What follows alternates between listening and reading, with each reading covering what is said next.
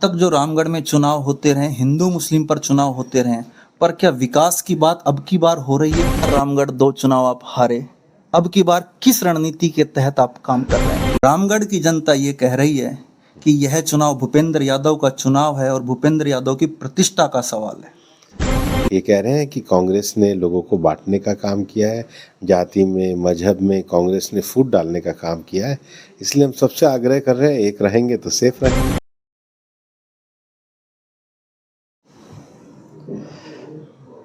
7 विधानसभा उपचुनाव का चुनाव प्रचार अंतिम दौरों पर है और जल्दी ही मतदान होगा 13 तारीख को। हमारे साथ केंद्रीय वन और पर्यावरण मंत्री भूपेंद्र यादव जी हैं, उन्हीं से कुछ बातचीत करते हैं। सर, लगातार रामगढ़ 2 चुनाव आप हारे, अब की बार किस रणनीति के तहत आप काम कर रहे हैं? हम सभी को साथ लेकर के काम कर रहे हैं। हमारे उम्मीदवार की छवि एक सरल, सहज, मृदुभाषी, ग्रामीण पृष्ठभूमि से आने वाले एक संघर्षशील व्यक्ति की है। राजस्थान में भजनलाल जी की सरकार ने जो एक जन कल्याणकारी कार्यों की जो एक श्रृंखला खड़ी करी है, उसको समर्थन है। केंद्र में प्रधानमंत्री नरेंद्र मोदी जी के नेतृत्व में जो विकसित भारत का संकल्प है, ये उसको समर्थन है। और मैं स्वयं रामगढ़ पूरा क्षेत्र घूमने के पश्चात बड़ी निश्चिंतता के साथ कह सकता हूँ कि रामगढ़ की जनता भारतीय जनता पार्टी के साथ है। आप पूरे रामगढ़ में घूमे हैं, हम भी पूरे रामगढ़ में घूमे हैं। रामगढ़ की जनता ये कह रही है कि यह चुनाव भूपेंद्र यादव का चुनाव है और भूपेंद्र यादव की प्रतिष्ठा का सवाल है। देखिए, हम राजनीति जनता की सेवा के लिए करते हैं और जनता की सेवा के उनका आशीर्वाद लेते हैं। तो मैं कोई झूठी प्रतिष्ठाओं में नहीं पड़ता हूँ, लेकिन जनता का भरपूर आशीर्वाद मुझे मिल रहा है और रामगढ़ में भी मिलेगा। वहाँ की जनता भूपेंद्र यादव में बहुत बड़ा विश्वास देख रही है। भूपेंद्र यादव उनसे जो वादे कर रहे हैं वो पूरे करेंगे कब तक? नहीं, मैंने तो जब उनसे गोविंदगढ़ की ट्रेन का विषय कहा, पूरा कराया। रामगढ़ के प्रयागराज के ठहराव का विषय था, पूरा कराया। आरओबी का विषय जो एक लंबे समय से पेंडिंग पड़ा था, पूरा कराया। और एनसीआर फंड से एक सड़क का विषय था, उसको पूरा कराया। 66 गाँव में विभिन्न विकास कार्यों के लिए जो हमारे पास आवेदन आए थे, सारे के सारे हमने पूरे कराए। और आगे भी महिला बचत गठों के साथ, किसानों के साथ जो उनके विषय हैं, उनको पूरा करने का काम करेंगे। अब तक जो रामगढ़ में चुनाव होते रहे, हिंदू मुस्लिम पर चुनाव होते रहे, पर क्या विकास की बात अब की बार हो रही है पूरी? निश्चित रूप से हम विकास की बात को लेकर के चुनाव करेंगे और हम ये कह रहे हैं कि कांग्रेस ने लोगों को बांटने का काम किया है, जाति में, मजहब में कांग्रेस ने फूट डालने का काम किया है।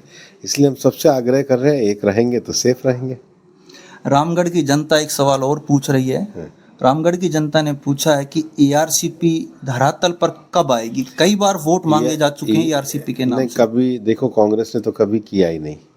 और मुख्यमंत्री भजनलाल जी ने समझौता कर दिया, उसको आगे लागू करा रहे हैं और उसकी कार्य योजना डीपीआर वगैरह कर रहे हैं। और मैं तो उनको विशेष रूप से आभार करना चाहता हूं कि जब हम लोकसभा का चुनाव लड़ रहे थे और हमने कहा था कि अलवर का जो क्षेत्र इसमें रह गया है, जो ओरिजिनल डीपीआर में नहीं है, हम चाहेंगे कि वो इसको शामिल किया जाए। माननीय मुख्यमंत्री जी से हमने आग्रह किया और उन्होंने इसको डीपीआर में शामिल किया। इसलिए तहे दिल से रामगढ़ की ओर से हम धन्यवाद ज्ञापित करते हैं। और रामगढ़ क्षेत्र में बहने वाली रूपा रेल नदी के पुनर्जीवन के लिए हम लगे हुए हैं और उसके लिए हमने कहा कि इसको नदियों के जोड़ने के क्रम में इसको इस योजना में सम्मिलित किया जाए। उसको भी उन्होंने स्वीकार किया।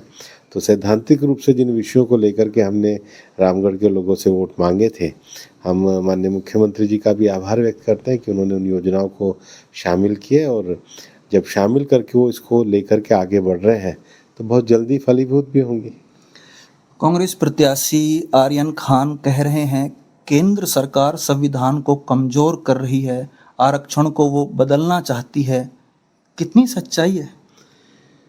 देखो, इन्होंने तो संविधान को कोरे कागज में बदल दिया। आपने देखा आर्यन खान जी के जो नेता हैं राहुल गांधी, तो ऐसी लाल किताब दिखाते थे, लोगों ने खोल के देखा तो अंदर खाली पेपर मिले।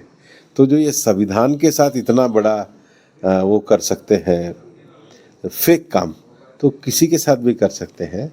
संविधान की रक्षा करने का काम ये भारतीय जनता पार्टी कर रही है और संविधान में लिखा है कि कि भारत की एकता अखंडता को अक्षुण्ण रखना चाहिए। अब हम कह रहे हैं कि हम एक रहेंगे, सेफ रहेंगे, इसमें भी कांग्रेस को तकलीफ हो रही है। रामगढ़ का जो क्षेत्र है, वहाँ की जो जनता है, जनता ये चाहती है कि वहाँ अवैध खनन बंद हो, गो तस्करी बंद हो, साइबर क्राइम बंद हो। परंतु कांग्रेस प्रत्याशी का ये कहना है कि यदि बेरोजगारी होगी तो साइबर क्राइम होगा। तो क्या आपकी सरकार रोजगार कोई जाति धर्म के आधार पर देती है क्या? अगर ऐसा बयान कांग्रेस के उम्मीदवार ने दिया है तो बड़ा दुर्भाग्यपूर्ण है। कभी भी अवैध चीज़ों को, अवैध विषयों को कोई भी जनप्रतिनिधि संरक्षण नहीं दे सकता, और अभी तो जनप्रतिनिधि बने भी नहीं है। इस प्रकार की बातें दुर्भाग्यपूर्ण है। मुझे तो कभी कभी इससे चिंता भी होती है। हम किसी भी प्रकार का अवैध कार्य रामगढ़ के क्षेत्र में नहीं होने देंगे। कांग्रेस सिंपैथी के आधार पर चुनाव लड़ रही है, आंसू भी आ रहे हैं उनकी आंखों में। क्या कहेंगे अब आप भाजपा की तरफ? नहीं, सिंपैथी तो सुखवंत जी के प्रति भी है, जो इतना लंबा संघर्ष कर रहे हैं। तो वो भी, उनको तो जनता की पूरी, उनको जनता को लग रहा है कि ये तो हमारा ही बेटा है, जिसको जो संघर्ष में है, तो जो रामगढ़ की मिट्टी में लगातार संघर्ष कर रहा है, रामगढ़ की माटी उसको तिलक लगाने को तैयार है। एक अलवर की जनता का सवाल है कि अलवर से दो मंत्री है वन और पर्यावरण के, परंतु अलवर की जनता, भिवाड़ी की जनता जहरीली सांस ले रही है, पॉल्यूशन बहुत ज़्यादा है। एनसीआर के सारे विषयों को हम गंभीरता से कर रहे हैं, इस पर कार्य कर रहे हैं। CAQM इस पर लगातार कार्य कर रहा है, और मैं केंद्रीय मंत्री होने के नाते इसकी मॉनिटरिंग भी कर रहा हूँ। पिछले वर्षों से आंकड़ों में सुधार हुआ है, हम इसको और बेहतर बनाने का प्रयास करेंगे। ये थे हमारे साथ केंद्रीय वन और पर्यावरण मंत्री भूपेंद्र यादव। संदीप यादव, वॉइस ऑफ प्रतिज्ञा, अलवर।